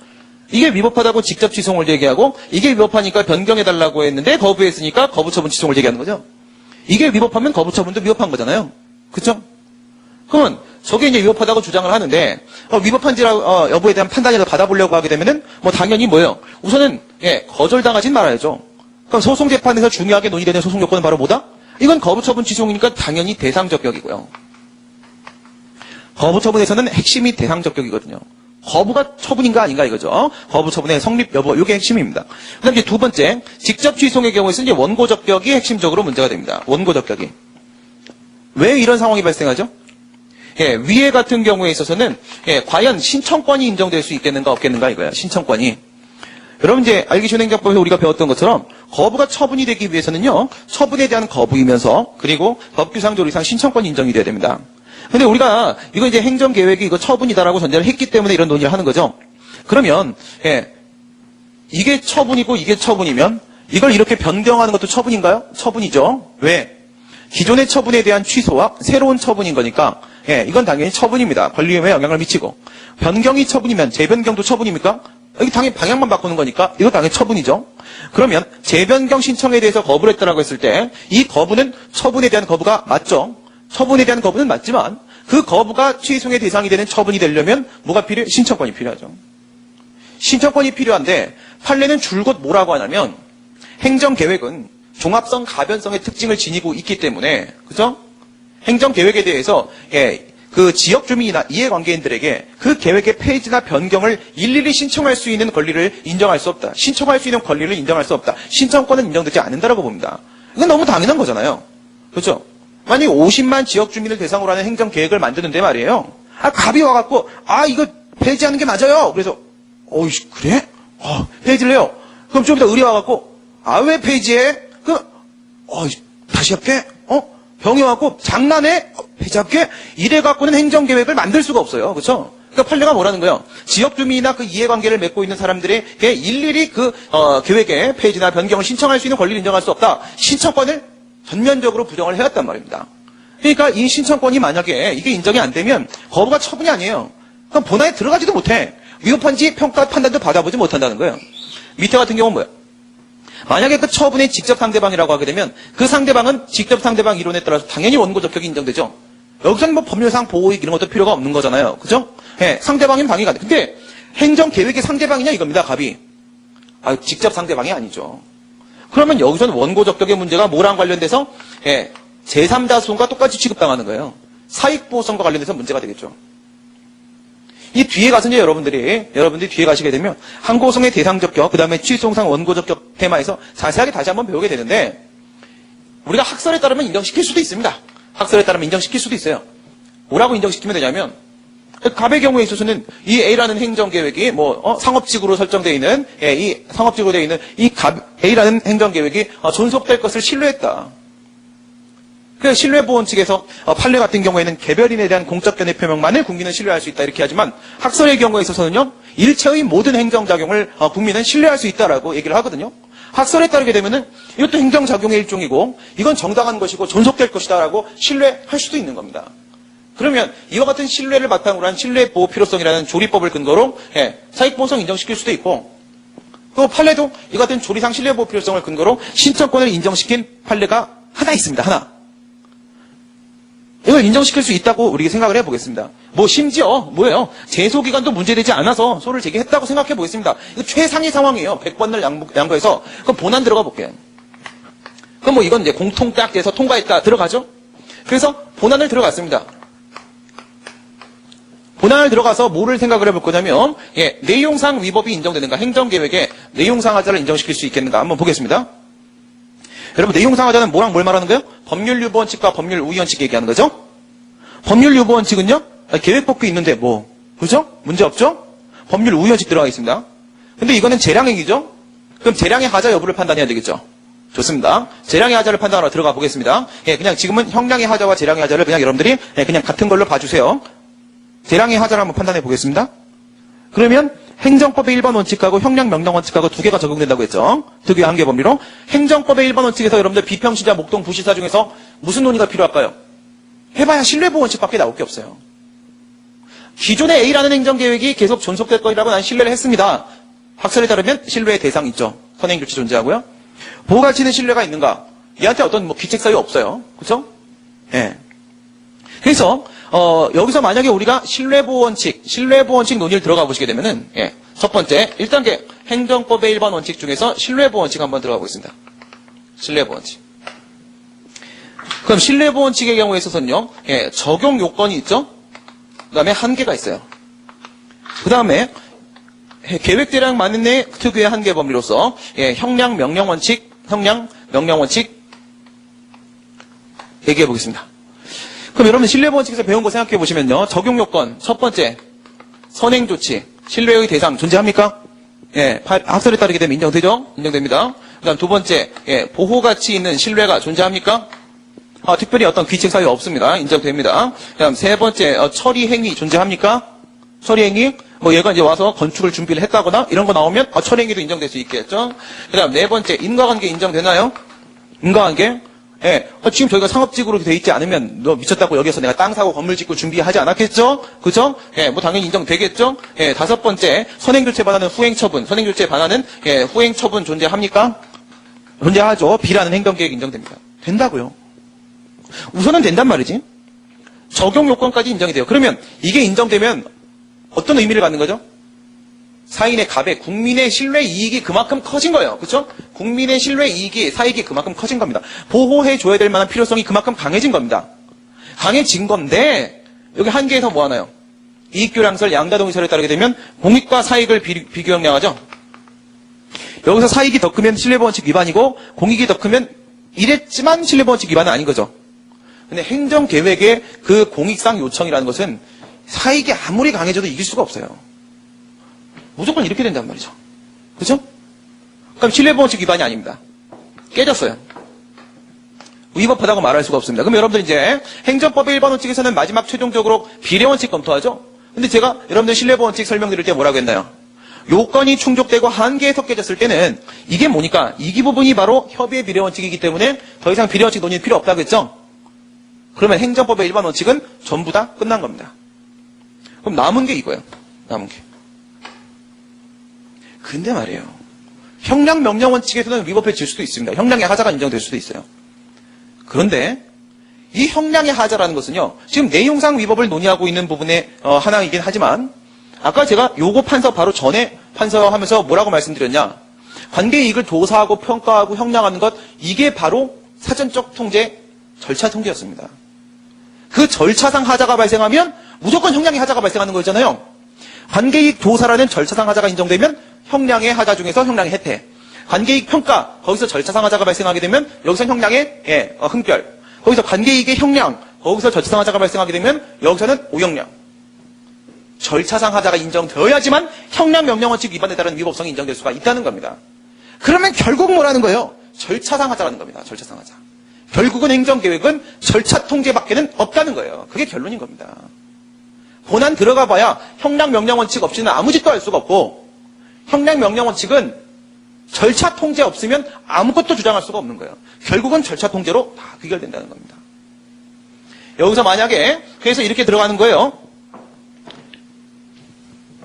좋습니다. 이렇게 해가지고 그럼 여기서 이제 결론이 나오는 거죠. 절차상 하자가 있냐 없냐, 이게 이제 모든 논의의 끝인데, 절차상 하자가 있다 없다, 있으면 여기서 행정쟁송을 통한 권리구제가 되는 거죠. 만약에 여기서 없으면 어떻게 돼요? 절차상 하자가 없으면 형량의 하자도 없고, 그럼 이 행정계획은 적법, 끝나는 겁니다. 적법. 기각돼 버려요. 근데 실제로는 여러분 생각해 보세요. 행정계획이기 때문에 이래요, 지금. 왜? 다른 행정작용이었으면 이미 신뢰보원칙 위반이었을걸요. 신뢰보원칙의 한계에서 행정계획이기 때문에 공익이 너무나 커서 신뢰보원칙 위반을 입증하는 게 실패하는 거 아닙니까? 그렇죠? 그렇습니다. 아까 보신 대로 신뢰보원칙의 적용 요건에 5가지 요건 다 충족합니다. 신뢰보호 필요성이 그만큼 제고됐습니다. 그만큼 필요해요. 그 말씀은 이 갑이라는 사람의 권리보호 필요가 그만큼 요구되고 있다는 거예요. 근데 구제가 안 되죠. 절차하자 없으면. 그러니까 계획행정청이 절차만 잘 밟았으면 내용상 어떤 문제도 제기할 수가 없다는 겁니다. 이때 들어가는 게 바로 손실보상이에요. 왜?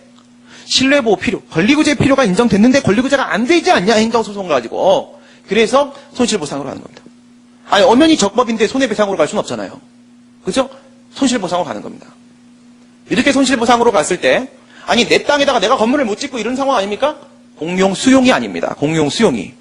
여기 이해가 안 되시는 분들은 뒤에서 손실보상에 가시게 되면 다시 한번 설명을 드릴 겁니다. 공용수용이 아니고 지금 이것은 자신의 재산권 행사를 제한하는 공용제한 상황이에요. 그래서 지금 당장 여러분들한테 다 말씀을 드릴 수는 없는데 여기서 그대로 연결되는 게 바로 수용유사적 침해 상황에서의 손실보상 가능성 논의로 이렇게 연결되는 겁니다. 그래서 사실상 행시도 대부분 행정계획을 전에 밀고 들어와요. 밀고 들어온 다음에 마지막을 손실보상으로 연결시킵니다. 교수님 사례집도 다 실패하거든요. 행정소송에서 위법하다고 입증을 할 수가 없거든요. 절차상 하자가 없으면. 그러니까 대부분의 문제는 뭐냐면 절차의 하자가 있다, 그 다음에 절차의 하자가 없고 손실보상. 이렇게밖에 갈 수가 없는 상황이라는 겁니다. 이거는 원래 제소기간 때문에 어떻게 할 수도 없고요. 이건.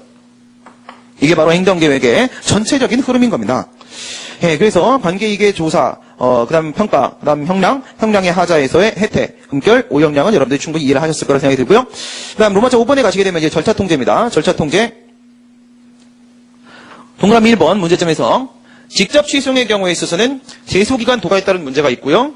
그럼 옆에다 하나 더 써놓으시게 되면 이게 너무나 결정적이어서 그런 건데 하나 더 쓰시게 되면 여기서 방금 판서에서 보신 것처럼 원고적격 문제도 있죠. 원고적격 문제, 직접 상대방이 아닙니다. 그 다음에 거부처분 취소를 얘기하는 경우도 생각해 볼 수 있는데 판례는 원칙적으로 신청권 인정 안 합니다. 이러다 보니 내용상 위법성을 주장하면서 권리구제를 받을 수 있는 가능성은 사실상 없다고 봐야 되고 실제적 하자, 내용상 하자를 인정하기 힘듦. 결국은 사전적 절차 통제가 중요하다. 그러면 절차는 어딨냐? 행정절차법이 87년도에 만약 만들어졌다면 행정계획과 관련된 절차가 있겠죠. 일반법에. 없다 이거죠? 개별법으로 들어갑니다. 그래서 밑에 박스 보시게 되면 국토의 계획 및 이용에 관한 법률, 개발대항구의 지정 및 관리 관 특별조치법, 이 대표적인 이제 행정계획 법들이죠.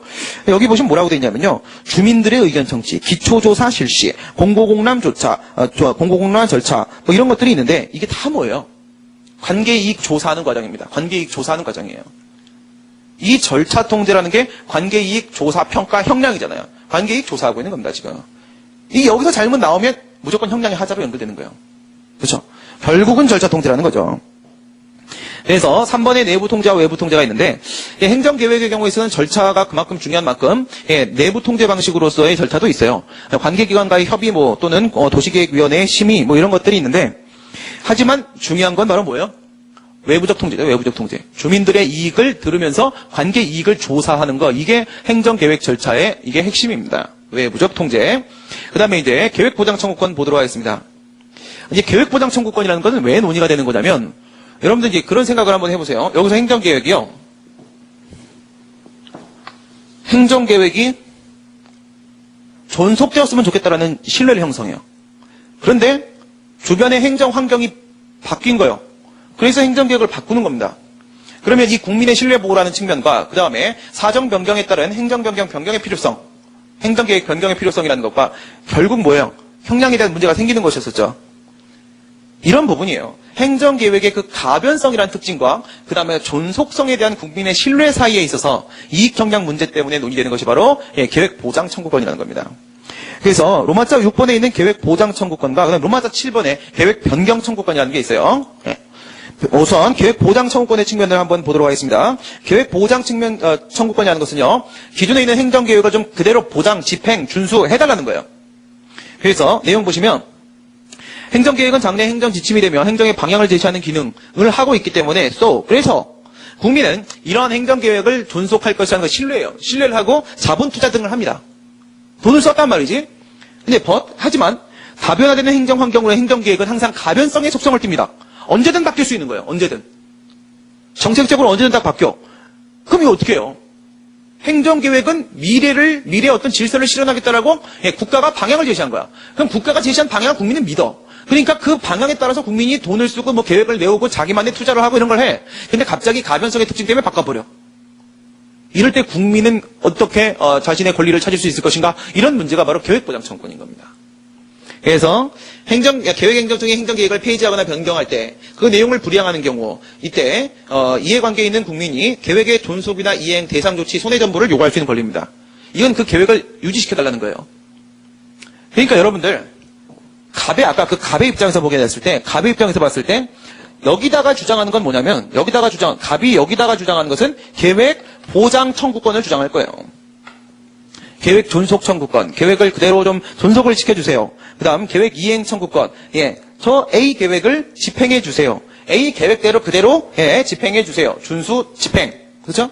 그 다음 A 계획을 집행할 수가 없다면 내가 너무 막대한 피해를 보게 되니까 대상 조치 청구권, 일정한 적합 원조를 좀 해주세요. 그렇지 않는다면 손해배상을 해주세요. 손실보상을 해주세요. 갑이 A 계획을 대상으로 해서 주장하는 것은 계획 보상 청구권. 갑이 B 계획에 대해서 주장하는 건 바로 뭐죠? 계획 변경 청구권이죠. 여기에 대해서는 옛날 걸로 다시 바꿔주세요. 계획 변경 청구권, 이거를 이렇게 주장을 하게 된다는 겁니다. 그렇죠? 그래서 계획 보장 청구권 안에다가 변경 청구권을 포함시켜서 논의하시는 선생님들도 계신데 그건 잘못됐고요. 엄연히 다른 영역의 문제이기 때문에 이걸 이게 구분해서 말씀하시는 선생님들이 사실 뭐예요? 이게 맞다, 이 틀이 맞다 이렇게 볼 수 있겠죠? 또 내려가 보시게 되면 종료 내용은 별거 없습니다. 계획 존속 청구권, 폐지 변경할 때 그대로 존속시켜 주세요. 계획 이행 청구권, 준수 청구권과 집행 청구권이 있다. A 계획을 왜 A 다시 방향으로 집행합니까? 당초 나왔던 대로 A 방향 그대로 집행해 주세요. 이게 준수. 집행 청구권. 왜 행정계획을 결정 고시하고 나서 아무 집행을 안 하고 가만히 있습니까? 집행 좀 해주세요. 집행 청구권. 여기까지가 이행 청구권. 대상 조치 청구권. 앞에 있는 존속과 이행을 주장할 수 없다면 내가 여기 이 지역을 뜰게요. 더러워서 간다. 가는데 이사 비용이라도 좀 대시든지 이런 거예요. 적합 원조를 해달라. 대상 조치 청구권. 손해전부 청구권. 당시 행정계획을 이렇게 갑자기 바꾸니까 폐지시켜버리니까 내가 그 위법하고요. 나 손해 발생했어요. 손해배상 청구권. 폐지 변경 자체는 위법하지 않다고 할지라도 나한테 뭐예요? 재산적으로 특별한 희생이 발생했어요. 손실보상 청구권. 이런 것들 주장할 수 있는데 홍정호 선생님 교재에 따르게 되면요. 이 손실보상 청구권을 협의의 계획보장 청구권이라고 합니다. 뭐 큰 의미가 있어서가 아니라 뭐냐면 아까 여러분들 보신 대로 행정계획은요. 그 종합성 가변성의 특징으로 인해서 공익이 너무 커요. 너무 크기 때문에 존속, 이행, 대상조치, 손해배상 이런 다 불가능합니다. 아까 안 위법하다고 했잖아요. 다 불가능합니다. 현실적으로. 그래서 결국 여기도 손실보상이잖아요. 이거밖에는 불가능하다는 거예요. 그나마 가능한 게 손실보상이다. 그래서 손실보상 청구권, 이걸 우리가 계획보장 청구권의 협의의 계획보장 청구권이다 이렇게 얘기를 하게 됩니다. 그럼 이제 마지막으로 계획 변경 청구권 보시게 되면 이건 이제 비계획에 대해서 하는 거라고 했죠. 이미 확정된 기존 계획에 적극적 변경을 청구할 수 있는 권리입니다. B 계획을 변경해달라. 뭐로? 옛날 거로. A 계획으로 변경해달라. 이거예요. 그러니까 예를 들어서 여러분들 이런 거 생각해보세요. 내가 종로구로 이사를 갔어. 이사를 갔는데 거기 아파트가 싸게 나온 게 있는 거야. 좋네. 근데 이제 그 아파트의 맹점은 뭐냐면 주차장이 너무 비좁아. 근데 인근에 공터가 있는데 이걸 종로구에서 뭐로 사용하고 있냐면 무료 주차장으로 쓰고 있는 거예요. 이거 있으니까 됐네. 딱 이사를 갔어. 이사를 갔는데 일주일 뒤에 어떻게 되냐면 여기를 자기네 구에서 운영하는 버스 정류장으로 사용을 하겠다라고 하면서 주차장 부지로 이제 안 쓰겠다라는 행정계획으로 바꿔버린 겁니다. 주차장 부지로 쓰겠다라는 행정계획을 이거를 여객자동차 정류장 부지로 쓰겠다라는 행정계획으로 딱 바꿔요. 이제 주차장이 없어요. 어떡하죠? 아침 일찍 출근해요. 되게 일찍 출근해야 돼. 출근을 막 해. 회사에는 주차장이 있으니까 되나? 막 열심히 막 일해. 근데 집에 가기 두려워. 차를 댈 데가 없어. 최대한 늦게 가. 늦게 가요? 새벽 2시에 갔어. 새벽 2시에 딱 가면 이제 전화해, 와이프한테. 도중에 전화해. 여보, 나도 1시간은 자야 될 거 아니야. 나도 인간인데. 그러면 와이프가 내려와. 그 운전대를 바꿔. 와이프가 내가 자는 3시간 동안에 씻고 나올 때까지 계속 아파트를 빙글빙글 돌아. 열심히 돌아. 난 이제 씻고 내려와서 다시 내놔. 난 또 출근해. 이렇게 살아야 됩니다. 행정계획이 바뀌었을 때 뭐라고요? 기존의 무료 주차장으로 다시 바꿔주세요라고 요구할 수 있는 권리, 그게 바로 계획 변경 청구권이에요. B라는 계획을 A라는 계획으로 바꿔달라 이거예요. 이건 적극적으로 변경해달라는 겁니다. 계획 보장 청구권은요, 소극적으로 유지시켜달라는 것이고, 차이점입니다. 성립 요건 보시게 되면, 여러분 이거는 뭐예요? B를 A라는 계획으로 다시 바꾸게 되면 나한테 수익적입니까? 침익적이에요? 좋죠, 나한테. 수익적이에요. 그럼 우리 아까 얘기했던 거, 수익적인 행위에 대해서는 신청권, 공권, 이행 청구권이죠. 그리고 행정 개입 청구권. 이렇게 3단계로 모든 논의가 이루어지지 않습니까? 그렇죠? 이렇게 이루어진단 말이에요. 신청권은 뭔데? 다만 응답이라도요. 다만 내가 A 계획을 좀 바꿔주세요. 라고 신청을 했을 때 다만 응답이라도 요구할 수 있는 응답 신청권입니다. 이행 청구권, 이 공권. 이건 뭘 말하는 거예요? 하자 없이 응답해달라. 이거는 하자 없이 응답해달라고 요구할 수 있는 권리예요. 행정 개입 청구권은요. 내가 해달라는 대로 해줘. 그렇죠? 인용입니다. 인용. 신청에 따른 행위를 해달라고 요구할 수 있는 권리입니다. 지금 여기서 계획 변경 청구권은 뭘 말하는 거예요? 이걸 말하는 거죠. B 계획을 A 계획으로 바꿔주세요. 내가 신청한 대로 바꿔주세요. 특정 처분의 발령을 요구할 수 있는 권리 행정 개입 청구권입니다. 그러면 가장 기본은 뭐예요? 당연히 뭐예요? 응답 신청권이죠. 그래서 이 계획 변경 청구권이 교과서에도 이 신청권 문제를 굉장히 주되게 다루는 이유가 바로 이거예요. 이게 깨지면 이게 동그라미 X, 동그라미면 여기서 동그라미 X, 그럼 여기서 동그라미 X, X면 X, X면 X, 여기도 X 이렇게 간단 말이에요. 그러니까 만약 여기서 신청권이 인정이 안 돼버리게 되면 계획 변경 청구권은 당연히 인정될 수가 없는 겁니다. 신청권이 인정되냐 안 되냐 이게 핵심으로 들어가게 되는 거죠. 원칙 아까 우리가 말씀드렸던 그 판례입니다. 계획이 일단 확정된 다음에 어떤 사정 변경이 있었다고 하여 지역주민이나 이해관계인에게 일일이 그 계획의 변경이나 폐지 같은 거 신청할 수 있는 권리를 인정할 수 없다. 행정계획의 종합성 때문에 그렇습니다. 이거 인정할 수가 없죠. 원칙적으로. 근데 밑에 보시면 장래 일정한 기간 내에 관계법령이 규정하는 시설 등을 갖추어 일정한 행정처분을 구하는 신청을 할 수 있는 법률상 지위에 있는 자. 법률상 지위에 있는 자는 계획 변경 신청을 거부하는 것이 실질적으로 당해처분, 최종적 허가에 대한 거부 자체를 의미하는 것이 되어버리기 때문에 이때는 예외적으로 행정계획에서도 신청권이 인정된다라고 얘기를 합니다. 이런 상황이에요.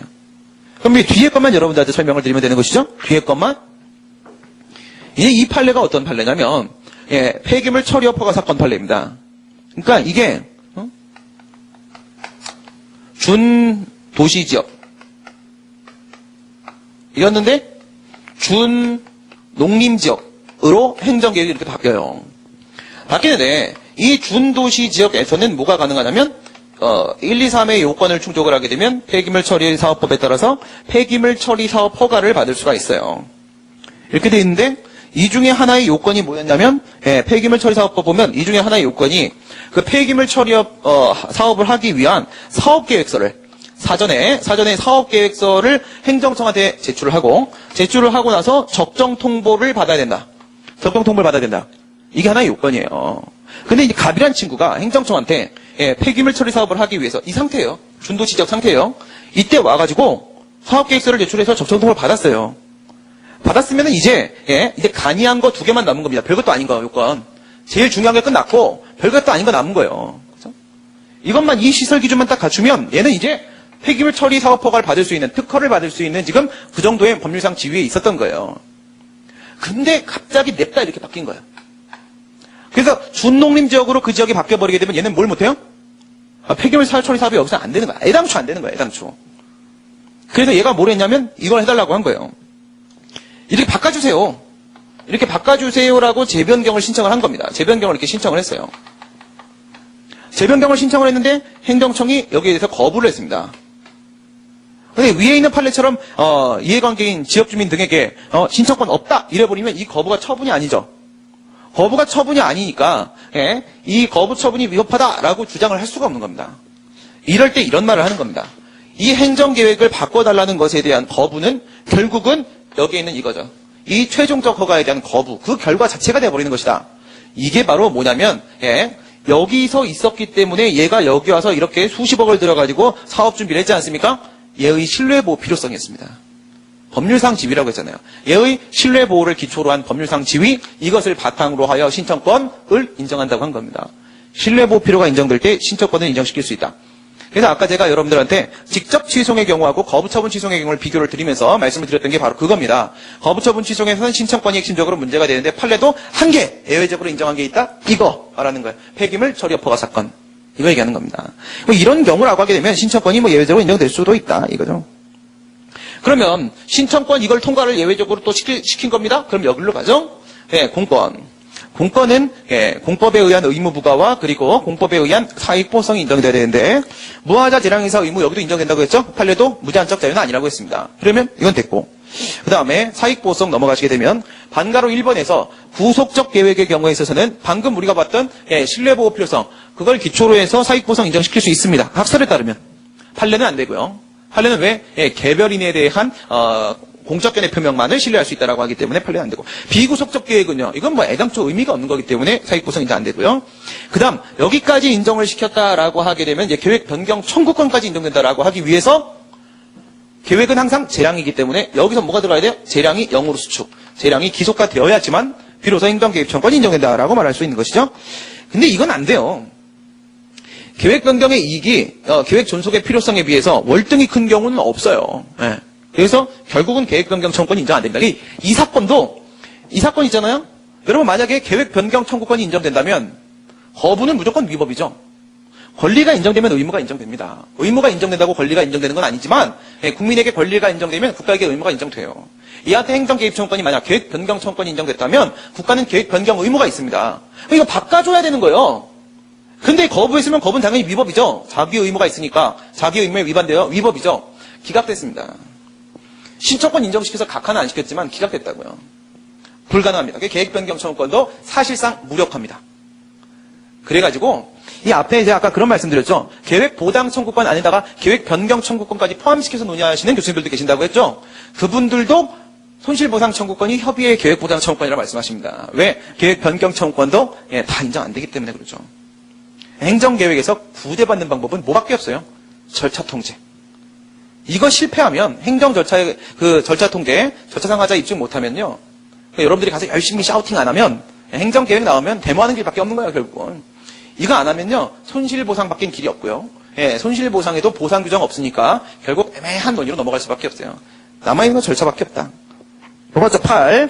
행정쟁송, 직접 취소쟁송을 얘기할 때 이때는 핵심은 제소기간이 도과된다고 했고 아까 직접 상대방이 아니어서 원고 저격도 문제될 수 있다고 했죠. 본안 들어가 봐야 실질상 하자 내용상 위법성은 입증되기 힘들다고 했습니다. 거부처분 취소의 경우에 있어서는 방금 보신 대로 신청권이 크게 문제가 되고요. 방금 보신 것처럼 예외적으로 인정을 시켜도 본안 가서 절차상 하자 인정 안 되면 형성의 형량의 하자도 인정되지 않을 것이기 때문에 역시나 힘들다고 보셔야 됩니다. 행정계획은 위법하지 않기 때문에 손해배상 안 되고요. 그나마 손실보상에 대한 논의가 나올 수 있는데 이건 여러분들 손실보상 테마 가셔가지고 행정상 손실보상 그 다음에 분리론과 경계론 그 다음에 보시면 수용 유사적 침해라는 그런 테마가 있습니다. 거기 가서 이제 자세하게 배우게 될 거고요. 4번에 절차 통제에다가 별표 한 1578개 정도 쳐놓으시면은 이게 결론인 겁니다. 그죠? 방법은 이거밖에 없다. 행정계획 정말 복잡한데 그래도 굉장히 나름대로는 깔끔하게 지금 설명이 됐다라고 생각합니다. 예, 이 정도면 여러분들이 이해가 되셨을 거예요. 원래 행정계획은 뭐 사시나 행시생들도 합격할 때까지 이해가 안 되는 게 원래 정상이에요. 근데 여러분들이 이해가 되셨으리라고 믿습니다. 수고하셨습니다. 지금까지 행정계획에 대해서 같이 살펴봤습니다. 수고하셨습니다.